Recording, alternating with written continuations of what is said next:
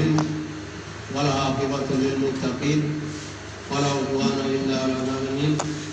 السلام عليكم ورحمة الله تعالى وبركاته. marka hore waxaan u mahad celinayaa qeybaha bulshada oo kulankan ka soo qayb gashay oo ugu horeyn ulamaadiinta Soomaaliyeed, haweenka iyo dhalinyarada, guddiga fulinta ee xisbiga, golaha dhexe iyo guddoonka ayaan u mahad celinayaa kulankan ducada ah ugu duceynayno walaalkeeni marxuum shaahid aadan Khayrdon ayaa marka hore mahad u jeedinaya.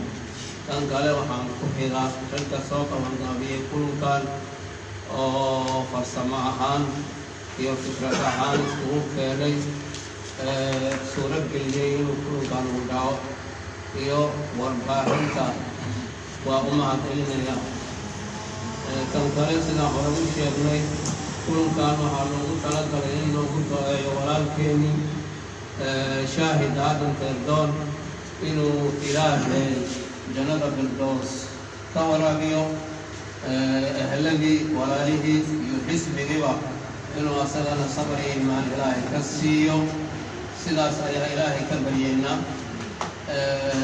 ilaahay waxaan leeyahay waxaan ku jirnaa bisha soon gabagabadiisa, waxaan leenahay insha allahu tacaala muslimiinta dhan ilaahay kuwa ka faa'iidaysta oo la yiraahdo hor ayaad ka tihiin, jannada ayaa wada gelaysiin, naar ma arkaysiin, kuwa la dhahayo ilaahay aan lagu daro. waxaan leeyahay Soomaaliya dhibaato weyn ayaa ku habsatay, iyagana ilaahay culeyska ha ka saaro. tan kale gaar ahaan inaan xisbiga waxaan leenahay walaalkeeni shaahid aadan Khayrdon oo ahaa mid halgamay oo xisbiga oo u halgamay inuu ilaahay xisbigan uu ka dhigo xisbi qaran oo uu ka dhigo inuu insha allahu tacaala hoggaanka dalka uu qabto, insha allahu tacaala uu xasiliyo sida barnaamijka siyaasadda uu ka sheegay. marka waxaan jeclaan lahay inta kale dhegeysanaysa fikradihiisa inaan ku shaqayno, inaan ku shaqayno soomaalinimo, inaan ku shaqayno wadaninimo, inaan ku dadaalno inaan xisbigan gaarsiino inuu himiladiisa uu ahaa inuu dalka xasiliyo, soomaalinimadiisa ka shaqeeyo, inuu taas inaan anigana jidkiisa inaan qaadno ayaa loo baahanyahay. taasna waxay ku imaanaysaa anagoo midaysan, soomaalinimo ku midaysan, wadaniyad ku midaysan, inaan dalkan inuu xisbigan sharaftiisa iyo karamadiisa kor u qaadno, si himilada xisbiga uu rabo inuu Soomaali mideeyo, inuu Soomaali gaarsiiyo heerkii hore uu yahaa oo loohyada Afrika la dhihi jiray oo kasii fiican inuu gaarsiiyo ayaa ah himiladiisa.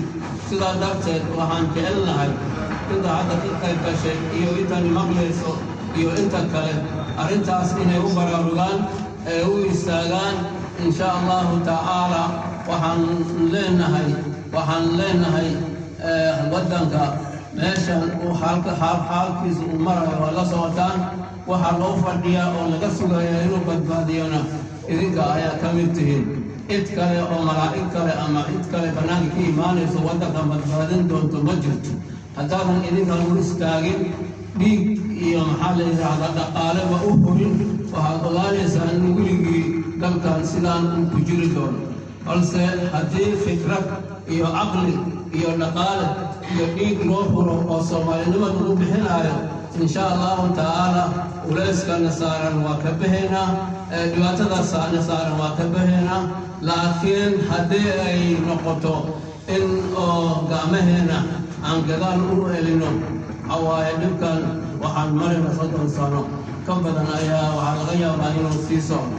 marka waxaan codsanayaa inta fadhido iyo intay maqlaysoba insha allahu tacaala in loo saro kaco badbaadinta dalka badbaadintiisa in loo kaco insha allahu tacaala